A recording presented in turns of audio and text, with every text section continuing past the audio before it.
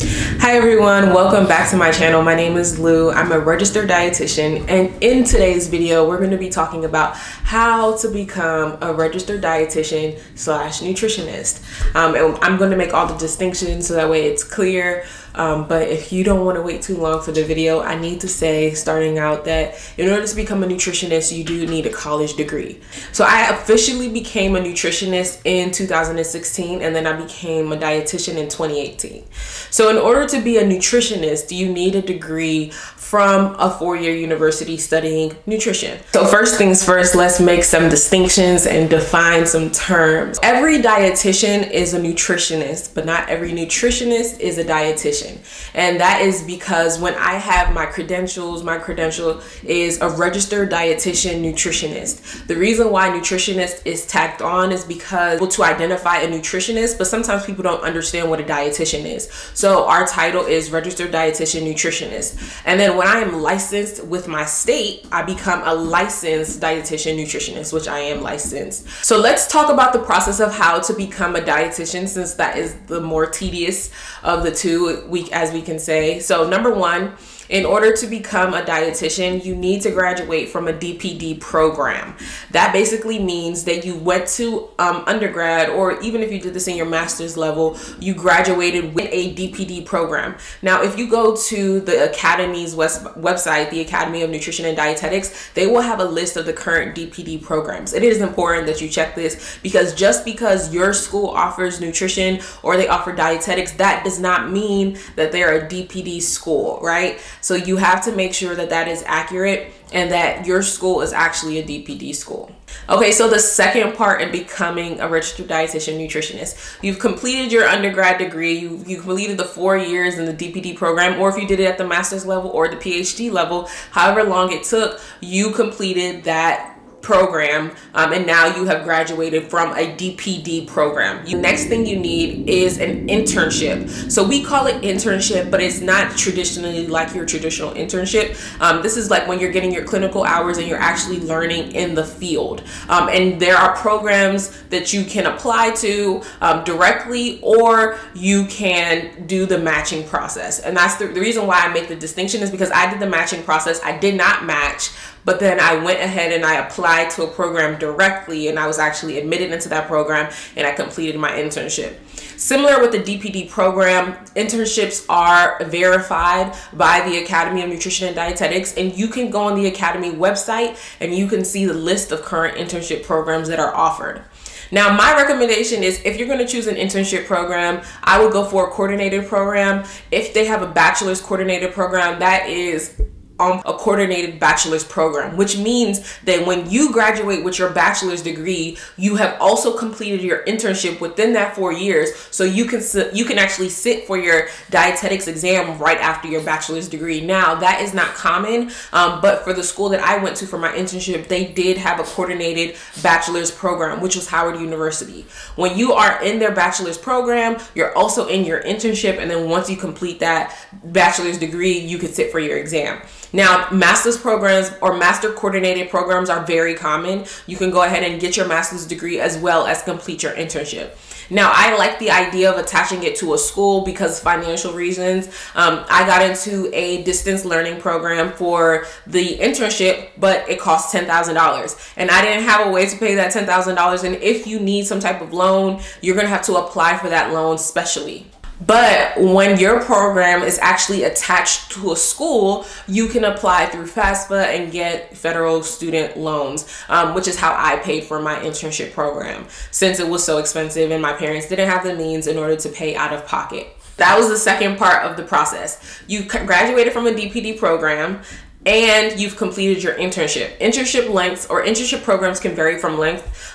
They can be 6 months, I think is the shortest one, and it can go up to 18 months. Now, there are some free programs, but of course afterwards you would have to pay them back either through working for them for 2 years or other type of situations. That is something that you can look into, and if you have the ability, or if you have the ability to travel, I would definitely look into that option. Now, the third and final thing is that you need to pass the CDR licensing exam. The first video I posted had to do with passing my CDR exam. Once you have passed that exam, you can then apply to your state to get your license.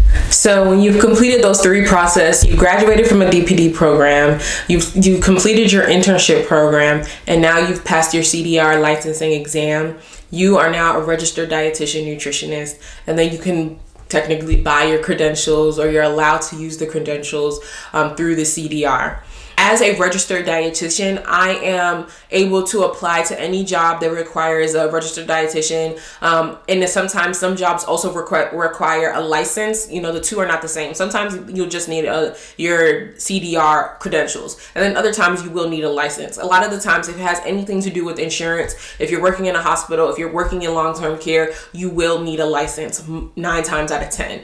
Now, if it doesn't have to do, maybe you're doing branding work, you're working with like a company, a food company, that might just require your credential and you won't need the license on top of that. As a registered dietitian, a lot of the times, you know, you hear people say like, I didn't need to go to school to do my job. I will say that this field is probably one of the few fields that does not apply to. I have used a lot of the information that I gained through my internship program and through my undergraduate degree in my current career. Like, I needed to go to school in order to practice and to learn a lot of that information. And I'm able, you know, to work in those fields because of the license and because of my credentials.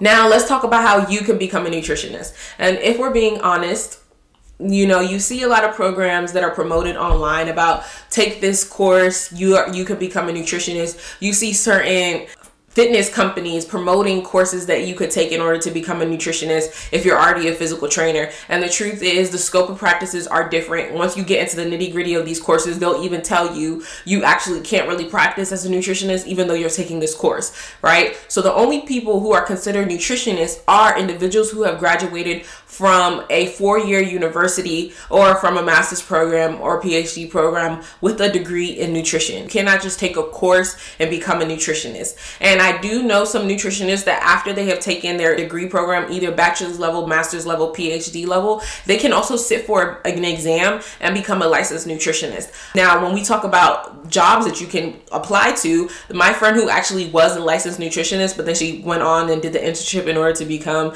a registered dietitian, she said that when she applies to jobs as a licensed nutritionist, it was very hard for her to get a job.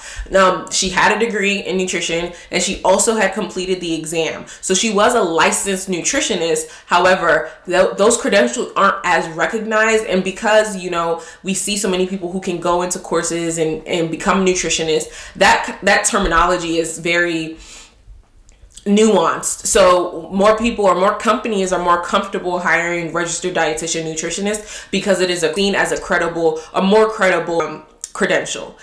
When you see any course promoting that you can become a nutritionist without a college education and you can take this course and become a nutritionist, the harm in that is that if you are actually practicing nutrition therapy, or what we would call medical nutrition therapy, you could be sued by the state that you are currently practicing in. And of course, if you're doing this virtually and seeing multiple clients everywhere, that also can put you into sticky situations, I would say. The truth of the matter, if you want to become a nutritionist, you have to bite that bullet.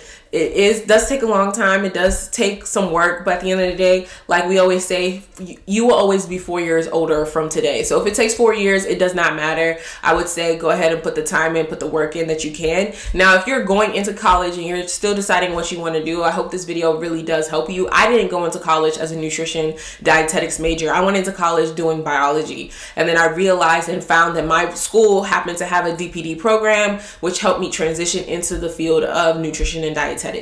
So I will say that, again, if you are taking any course and they say that after this course you're a nutritionist, that is not true. You're not able to apply to jobs that are listed as nutritionist. And if you are trying to see clients one-on-one as a nutritionist, that's also something that you're not able to do because the state can fine you if you're practicing any medical nutrition therapy and you're not a registered dietitian nutritionist. And honestly, I'm in a lot of groups with registered dietitians, and as soon as they see somebody practicing in their state that does not have their credentials or they're not accurately practicing as a registered dietitian nutritionist, they do report them. Like, that is very much common. So if you are promoting your services as like a nutritionist and doing nutrition therapy, I would be mindful of that and note that, you know, registered dietitians are nutritionists and not all nutritionists are registered dietitians. So I hope this video was informative. I hope it helped you make your decision of whether or not you want to become a registered dietitian. I think it's a great field to go into. I always recommend people to go into the field because it's a health field, but then you also get to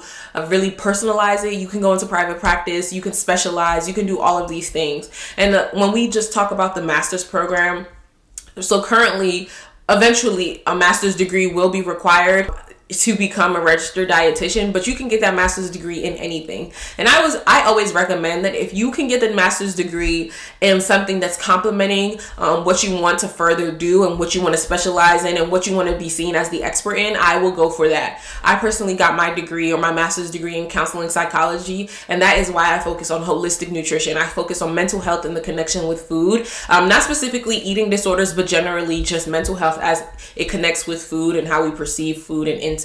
So definitely that's what I personally like to do, and I would advise that if you are looking into programs, definitely look into that. If you guys have any other questions about how to become a registered dietitian, nutritionist, or anything about the field, please feel free to leave them below and I will get to them. Thank you so much. Have a great day.